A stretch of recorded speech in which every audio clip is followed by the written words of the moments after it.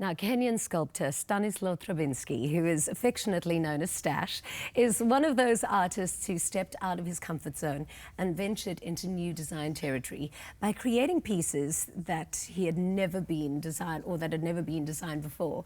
So his bravery has now led to his upcoming debut solo exhibition with the prestigious Southern Guild, where he will be exhibiting an immersive collection of functional bronze sculptures inspired by his lifelong fascination with the ocean. Welcome back to the show. Thanks for having me. It's nice to be back. I love interviewing you. You are literally one of my favorite sculptors of all time. I That's love your work. So we spoke last, I think it was 3 years ago that you were here. Yeah. And so what have you've been so busy. I have indeed. I've had a couple of solo shows since then. Yeah. I've also been, kind of trying to figure out what my creative streak is going to be in the next couple of years to come. Yeah. And the past 6 months has really been probably one of the most full-on past 6 months of my life, in the sense that I've had to put on this whole new show for Southern Guild, which is extremely exciting in a way. Yeah, I think it's so inspiring because I know you've got a huge love for surfing, but the show for Southern Guild is called Absence of Light. Yeah. So where did that idea come from? Well, I mean, as a kid, I remember being glued to the TV, watching these like documentaries of scientists like going down into the abyss in these submersibles. And then, like not knowing what they're going to find down there, bioluminescent jellyfish or squid or whatever. And so, obviously, my obsession with the ocean is kind of translated from that. And in a sense, like there is a message, an underlying message in it as well, is that like I'd like to shed some light on, the plight of the ocean, plastic pollution. Yeah. Because it is something that is a very, pressing issue for our generation. Yeah. I mean, that's one of the things that we're going to have to tackle. So how much research did you actually physically do? Like, did you put on one of those snorkel things and go underwater as much as I'd love to see what's hiding in the dark? Yeah, I'd love to do that one day. Yeah. But I mean, that's like 1,500 meters below the ocean, so you'd probably die if you scuba dive. But no, I mean, definitely, these days the internet's incredible what you can find, and I've actually incorporated a lot of like trying to mimic like bioluminescence in my sculptures, which is really interesting for the first time because, up until now, my work has been very figurative. Yeah. And this new body of work is completely abstract. Yeah.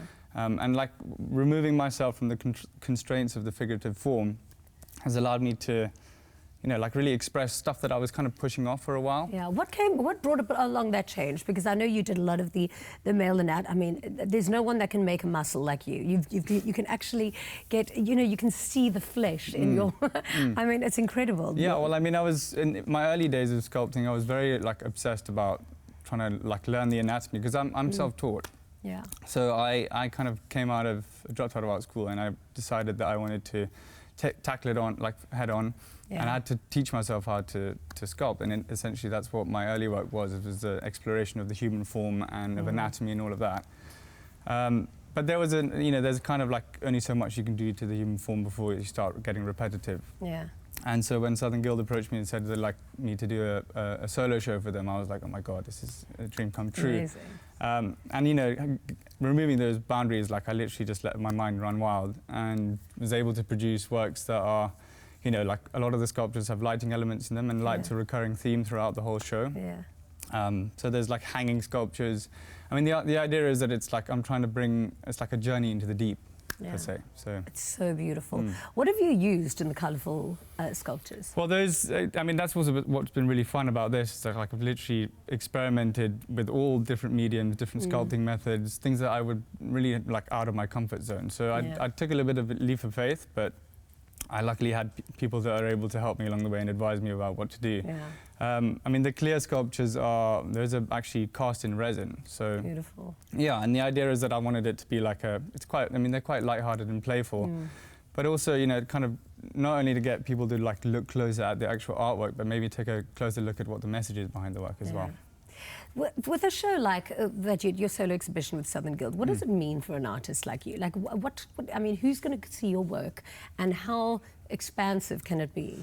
Well, I mean, Southern Guild have got their, they have their feelers out all over the globe. So for me, it's a great like exposure, and also a great honor. I mean, I'm very happy to be given the space. I know, on the global art and the design scene specifically, they're like real heavyweights, especially when it comes to African design. Yeah, well, you are definitely on your way, on your trajectory of becoming a heavyweight. You were auctioned off at Christie's. Yeah, no, that was a couple of years ago. It was a huge honor, actually, to be part of the whole, you know, representing African design and art. And, you know, I was only 25 at the time, so to be put on the same stage, or the global stage, really, with like really incredibly well-established designers in South Africa was such an honor. Oh, I love you, and we're so proud of you. Thank you so much for being here Thank you. and sharing your work with us.